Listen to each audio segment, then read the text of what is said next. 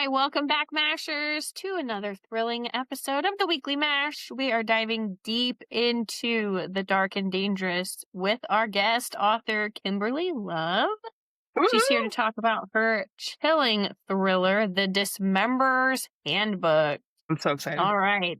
Yeah, it sounds Just the so title. intriguing. Kimberly, can you introduce yourself and tell us a little bit about your book, and then we'll jump into our questions here. Absolutely. Hi, everybody. I'm Kimberly. I wrote the Dismemberer's Handbook a couple of years ago, and it is based around a detective who loses her partner, like her cop partner, and then decides she needs some time away in Thailand to get over the situation. Unfortunately, she meets up with a serial killer on the island who is offing everybody.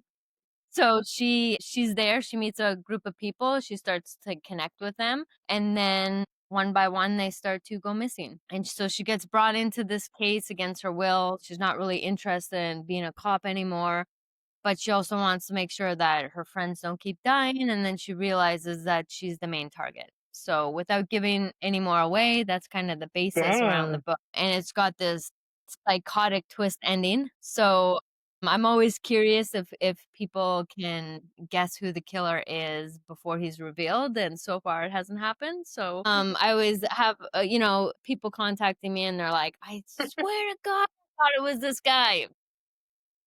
Hmm. I So yeah, that's basically the gist of it. Challenge Sounds accepted.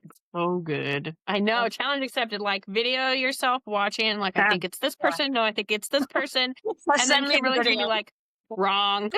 That's the one everybody thinks. Yeah. I think it's fun because we don't have a lot of authors who write thrillers. Normally it's like dark romance, fantasy, I'm romance. telling you, book talk has taken over dark romance and even romance, and it's Mhm. like thriller authors are just flailing about, just trying to. I do Yeah. love Yeah. me a good thriller though. Mm-hmm. Or romantic suspense is what I really get into. I like having that, the suspenseful, trying to figure out what's happening, who did it. I really Exactly. like that. So Mhm. thrillers are right up my alley. Yeah. We're excited. See, I have a really bad habit of buying books before we're done with the interview. I have a feeling that's She's going all to ready. happen here. It'll be well worth the wait. So if you see my computer, you know what's happening. And if not, it'll happen as soon as we're done. Right? Yeah. Terrible habit. Well, not a terrible habit for you guys, but terrible habit for me. Yeah. So Kimberly, like we said, welcome officially to the Weekly Match. For listeners who may not know you yet, will you give us a quick author elevator pitch? Like, who is Kimberly Love as a writer? Oh God. I mean, I spent 20 years of my life ghostwriting. So I actually have over 100 books under my belt, Wow. and they're actually mostly romance. Oddly enough, it's that is the most popular genre out there. But Mhm. that's where I started off my career as a writer, and then I think it was 2018 where I decided, like, everybody's like, "Oh my God, you should like publish your own stuff." Like, I don't know why you don't do that. And I think for me, I had such a troubled childhood that I think it kind of scared me to actually put myself into Mhm. something and then unleash it to the world. Because the truth of the matter is, most authors that I know, anyways, it's really hard not to have yourself in there. Mhm. The way you view the world and the way that Yeah.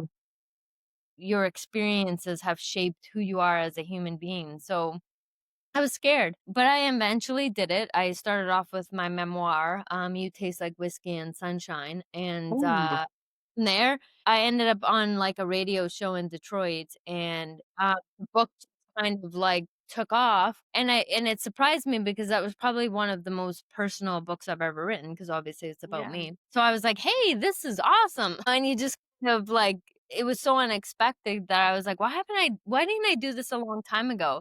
So Yeah. then Dismemberer's Handbook was the next one after that. And I'll be honest with you, like, I probably trauma bonded with that book, because I see myself, like, the main character is very damaged. And I think there's something very interesting about not just having a really good girl out there, Mhm. like, she's damaged, but you see the goodness in her through that brokenness, if that makes Yeah. any sense. Mhm. Yeah.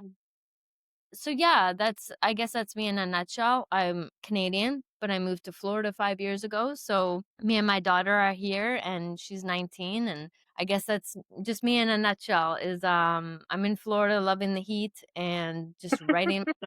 I think Very it's really cool. funny because without doing it on purpose, the author that we had just before you lives in Canada right now, and Right. she like was trauma bonded to her book, like the same Oh, story really? as you. It's Oh, so that's cool. crazy. And But she's hers was Canadian. a dark romance. She's Yes. from the United States, but she lives in Yeah. Canada now. So Oh, you're okay. opposite. The opposite. Yeah. Oh, crazy. Yeah. But that's like Yeah, the fourth Funny. or fifth time that's happened to us. Mm-hmm. really interesting too. Like, I mean, I'm not a big dark romance person personally, as far as what my read material is, but I do notice that a lot of the authors and even the readers are taking sanctuary from their own life experiences Yeah. through those books. So I thought that was Mhm. really interesting. Yeah. I don't know why I like dark romance. It's the damn well why you like it. Kimberly, tell her. You're not fooling anybody. I mean, I know why I read them. Yeah. My goodness. I mean, Why can Okay. you blame me? Let's get into the book. Let's get into the book. So, All right. without Sorry. spoilers, can you tell us what readers can expect when they pick it up, the Dismemberer's Handbook? Like, what do you think their first impression is going to be? I guess our first impression is going to be unexpected because I actually spent a lot of time in Thailand. So, like, you get that experience as well. But I think people already go into it immediately thinking they know where it's going to go. And it kind of takes you off track almost immediately. So, yeah, I guess it's like the amount of people that say that they just sat there and read the book all night, they couldn't put it down. I think that's the best thing that I've ever heard in my life is the fact that, it does keep you enthralled to the point where you have a hard time just letting go of it. And I love that Yeah. from readers. That's amazing. What a compliment. I know. I know. That's I so love awesome. I think we're in a world too with social media where I think way back in, like, I mean, I'm probably aging myself, but back in the day, readers used to be separate readers. Yeah. You really never really meshed, but now with social media, like readers can really get right up with you and talk to you, connect with you, and I love that Yeah. about now is that like I can find out what people really think and how Yeah. much they love something you write. I think that's our favorite part about doing this is Yeah. as soon as you guys come onto our podcast, like whether you like it or not, you're stuck with us. We're always Right. tagging you. We're I always love that. sharing your stuff. And when we read the book, like we're seriously posting it everywhere. And we've become really good friends with a lot of indie authors now. And it's so like I messaged one of them and I'm like, hey, guess who we had on today? And she goes, I know who you had on. And she's like sitting there jealous. And she's like, tell me all about her. Right. And I'm like, know. well, but I Yeah. think that's our favorite part is, yeah, you're right. I could read like a traditionally published author and put a review up and they're never going to look at it. But the cool thing about indies is they live for those reviews. Yeah. They Right. like as they're sharing it. If you make like a story on Instagram, they're commenting on TikTok. That's my favorite part is the relationships that we get to build with you guys just by Well, talking to it you. does, I mean, and I hope all authors realize this is that like we're nothing without our readers. The truth of it is if you guys don't love what we're doing out here, then we're doing it for nothing. So I mean, I think that got forgotten over time is that like, Right. we need you. And when you love our stuff, that just makes us want to do it even more. But on the other side, we're nothing without you guys. Right. Yeah. What's a reader without a book in their hand? Exactly. No, and I mean, that's how I like survived my childhood was books. And I know that a lot of people can relate to that. It's what I needed a way to get off of my anxiety medicine. I have a major anxiety disorder and it sounds stupid, but like I was tired of taking medicine. I'm tired of not feeling like myself. I'm tired of living in fog. And so I was like, you know what? I'm going to go to the store. I'm going to find me a book. I was never a reader. And this Oh, wow. was 4 years ago, 3 years ago. And I won't say who I picked up because it's controversial, but I picked up a book and I took it home and read it and I finished it in like 6 hours. I told my husband, I'm like, Brian, we got to go back to the store. I can't, like, I You're can't like, do "Wait this. till you got your credit card." Yeah. And now I have a whole room of unread There's books. a huge dent in it now. I feel you there. I have less than 100 books at a time unread. Yeah, I don't keep the only books I keep are indie authors and authors who have come on our podcast. All the other books I trade for like new books I haven't read because I want my husband to stay married to me, but at the same time Yeah. I need to read books. I mean, I'm a big fan of Pango books, so that helps Yeah. with that. You know, getting rid of Yeah. some, getting more stuff. Sometimes I post them on there, but I'm in a group on Facebook where you basically pay to ship it to other people. And Oh, like wow. they post their books up and they're like, hey, I've read these. And you're like, hey, I have these books. And they're like, oh, let's trade this one for this one. And the only thing you pay is to ship it from you to them. Hmm, So it's pretty cool. very cool. But the only ones I keep are my favorites. That's nice. So we talked a little bit about Thailand, and that's where the story's based, right? Yes. Where did the idea for the story come from with the beaches of Thailand and a sadistic killer in such a unique setting combo? It was actually through a friend that I know in Canada. The serial killer is based off of a real life serial killer called Martin Scripps, and he used to bury bodies in the tin mines of Thailand. And Oh. my friend actually went backpacking with a group of his friends in Thailand, and they, you know, they were the people that went in hostels and like they were really roughing it out there. And one of his friends that he was with in Thailand was to meet up with his mother in Bangkok, and she was going to eventually join the group and they were going to continue on their travels. So his friend left for a period of time to meet up with his mother, and they actually ran into this serial killer who murdered them both, and they were never seen again. So my friend actually, yeah, it's just a crazy story. And of course, they were found, you know, chopped up in these like barrels in the tin mines and stuff. But he he ended up yeah, it's so fucked up, and he actually had, like, survivor's guilt over it because this was one of his best friends, and they all thought, like, "Hey, we should have been there with them, and we shouldn't have let them go off alone." But so I kind of took the idea from just a trip to Thailand, what happens if you meet a serial killer, like, and what could happen in that whole area, so I based it around a detective instead of, you know, I didn't wanna necessarily, like, take that story in an unnecessary Right. way. Yeah. He's already going through a lot, but I did like the idea of, you know, you're on vacation, the last thing you expect is for somebody to be out killing people, and you're gonna run into them, all your friends are dying. So I just that's where the story originated, so it's actually based on true events and that sort of thing, and the serial killer was actually caught. Holy boy. I've got goosebumps. I know. I was just gonna say that. Yeah, major goosebumps. Yeah. So, yeah, that's where it all came from. Yeah. I know. Okay, so we have Know people that, like, fucked up shit happens too, but yeah. yeah, true. Yeah. Yeah. yeah. That's why I don't leave the Pacific Crazy. Northwest. I Even though know it's here too, but it's Yeah. everywhere. Yeah. Yeah. The world is a crazy place. Well, I It live is. in Florida, and actually, like, if you look it up, like, we have a massive amount of serial killers in Yeah. Florida.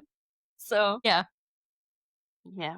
we do We too. I don't know if it's the heat setting them off. Maybe. We have a Where lot you of serial killers in Washington too, though. You guys in the Yeah. Sorry, I what don't was that? know. What? Oh, are you I'm- guys in the Carolinas? No, Washington. No, we're in Washington. Oh. Yeah. Oh, wow. You're way over there. Yeah. Mm-hmm. Way on the other side.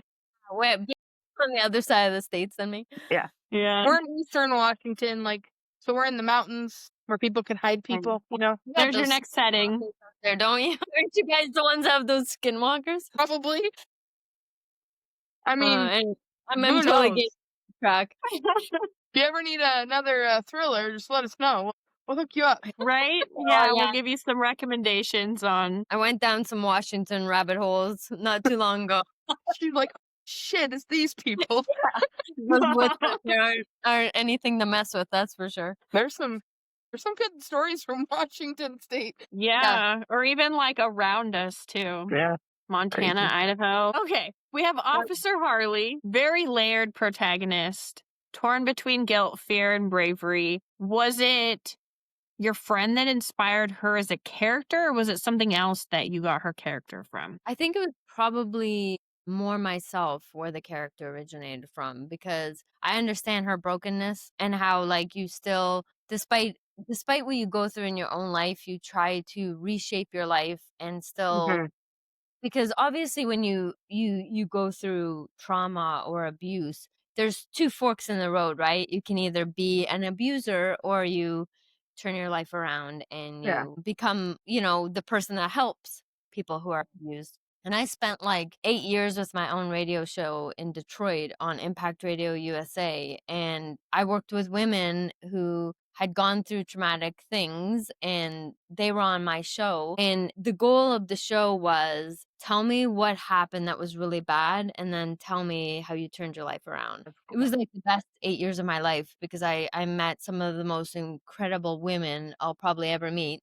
Yes, that's the kind of character that I see when I think of Harley, is that there's so many women out there that have been through something, and people think that they're, maybe not everybody thinks, but there's certainly that stereotype of being a forever victim, and I would Mhm. women to be seen as survivors instead. Like, it's okay that you went through something bad, but that doesn't mean that you have to stay down there your whole life. You're Mhm. gonna Right. and change your life. Did you know that? Oh, thank you. Just I saying. agree. Yeah. Seriously. Because that had to have been like seriously hard, but seriously like rewarding at the same time. Yeah. Definitely. I mean, it's not easy. Like, I'm an empath, so I tend to absorb, other people's energy, and it's like it's never easy to listen to somebody else's story, especially if it's traumatic. But I believe that, you only have one life here, and if you can do something good for another human being, then, it makes everything else worthwhile. I guess That's I the have to. mindset everyone needs. I know I need to step up my game now. Pay it forward, Ash. Yeah, like you got, yeah, Kimberly told me I had to. put you to the test now. She's gonna check in with me in a couple weeks. Yeah. Make sure I'm doing my homework. Ashley's gonna be in the bookstore though instead. I'm paying it forward on my husband's credit card. Opened the door on my way into the bookstore for someone. Check I'm gonna get an email like, I did it. I did it. a book to somebody today, and it wasn't a dark romance. Oh my god. Oh, my stomach hurts from laughing too hard from Yeah, these two I interviews. know. So let's talk about balancing writing. How do you balance writing suspense that keeps readers on edge with giving them these emotional moments too? I don't know. I'll be real honest with you. If I can just traumatize somebody in my book, that's good enough for me. But I do try to get like the feels in there, but I mean, as far as balancing it, it's just a matter of, I guess, you want that emotional aspect where someone is connecting to a character. But I guess my main goal with it all is like having the reader stick to the book, whatever way I got to do. Because I mean, I'll be honest with you, I've heard a lot of, maybe not heard, but watched a lot of traumatizing TikTok videos of like DNFing books and stuff like that. And I got to be the most traumatizing thing for an author, because it's like your worst nightmare. You don't want to be on one of these review lists where they're like, yeah, I tossed that book across the room. So far I have not made it on one of those lists. So I think I must be doing something right at this point. Yeah. But Yeah. David and I have a hard. We have a bad habit. Well, I guess it's a good habit. Even if we hate a book, we're still gonna give you a good review, and we're Yeah. gonna tell everybody everything we loved about the book without saying that we didn't like the book. Because I know. I feel so bad for the like the 1-star reviews, because I'll yeah. never understand it. Like, I'll be honest with you, I've read some terrible books in my day, but I can't do it, man. I No, can't do it. No. I just that's can't. your guys' name and livelihood and heart and soul and blood and Yeah. tears. What is it? Yeah. Cancel I've said culture this. now. Yeah. Like, you almost don't stand a chance. So, the last thing you need is like bad reviews on top of it. So Right. I've said a million times, like, why is it my opinion if somebody else is gonna love that book? Yeah, of course, and that's I'm it. just one That's reader. the thing right there is that everybody takes on a book in a different way. Like just because Mhm. you someone else might love it. Yeah. So I feel like the 1-star reviews could be turning someone away from a book that they might actually love. Right, exactly. Yeah. Completely agree. Mhm. Yeah. Miranda and I are very generous with our reviews, but we're We very are. honest. We're just That's gonna very tell good. everybody everything we loved, even if we didn't like the book. So we Yep. try. We try at least. We You're do, like we that. do try. Yeah. So we have to ask, what makes the Dismemberer's Handbook different from other thrillers that are out there? Well, I think I have a pretty epic twist at the end. But on top of it, like I know I've been compared to Dexter a couple of times, but Yeah. the thing is that like I'm a champion behind Dexter because he's killing bad people. My guy isn't killing bad people. So you can only compare us, Yeah. so far. But I mean like if you like the grittiness of a thriller, I mean you get live screen time with bodies being dismembered. So I mean, I guess Ooh. that's like you're gonna Nice. be front and center with the dismembering, if that helps out. I like it. I don't know if that's gonna turn away people at this point, but If anything, it'd make them Again, more it just curious. depends on the reader. Like some people like to read those things and some Well, people it's fun. don't. Just because you're reading it doesn't mean you want to like be someone that's doing that. well, here's the thing. My agent had some beta readers test the Dismemberer's Handbook before we launched it. And I mean, I just assumed that the beta readers kind of knew what was coming their way because A, it's a thriller, so you should automatically assume that Be the title. yeah, the title is like, you know what I mean? Like, you gotta know what's coming. But she actually, so she read the book and she came back to the agent and was like, is Kim okay? Like, because what the fuck was that? Like, and she was like really concerned about my mental health. And I was just like, I'm gonna use that as like a review. When I do marketing, I'm just gonna use it as a review from now on because like I don't know, like how do you like is that a good thing or a bad thing? I don't know. But yeah, she was like, oh yeah, don't send me any more of that shit. Like I'm not doing it anymore. So That's funny. you Yeah. know. Oh, No, goodness. I'd be the one with like, I'd have my book light above me, I'd have the book in front of me, and I'd be like one eye in it, like, Yeah. But and I also had somebody like they're like trigger warning. A dog does die at the beginning of the book. Just letting you all know. I've heard all about it from some readers. But here's the thing that I can't get around: serial killers start with animals. All right, there's Mhm. no way around. I don't. It's only one part at the beginning of the book. You'll be fine. But I'm just telling you, it's there. But I've had readers come to me, and I try to explain to them that like I get it. Like Mhm. no to read about shit like that. But the Yeah. thing about it's really hard to write about serial killers when they all start that way. So just People warning, like the movie Fear. right? How popular was that? Right? I So it's mean, no way around it. Like there's got to be some talk about animals when you're dealing with serial killers. So I'm sorry, just one maybe 2 pages. skim through Support it guys like with Ashley the does book. with one It'll be eye fine. open. It's gonna be okay. Do it. You guys can do it. Yeah. Yeah. Yeah. Okay, so did any real life places, nightmares, or crime stories inspire the creepier elements of the story? You said it was kind Yeah, of based off of a real killer. we kind of like went into it earlier, but yeah, it is based off of Martin Scripps. I encourage anybody to look that guy up because you'll probably stay awake for a couple of nights for sure.